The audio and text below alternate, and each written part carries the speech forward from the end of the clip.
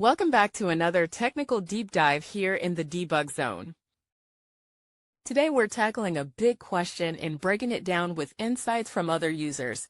Hopefully this clears up some misconceptions and helps you get the answer you need. So buckle up, stay a little curious, and let's jump right in.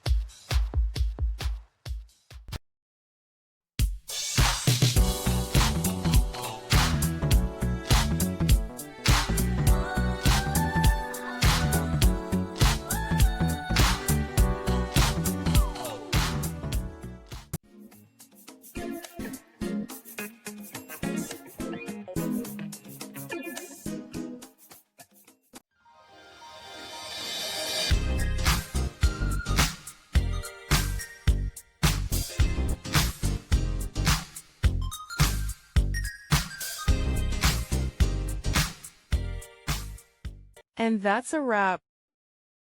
I hope you found the answer you were looking for.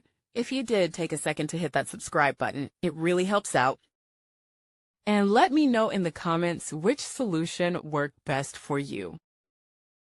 See you next time in the debug zone.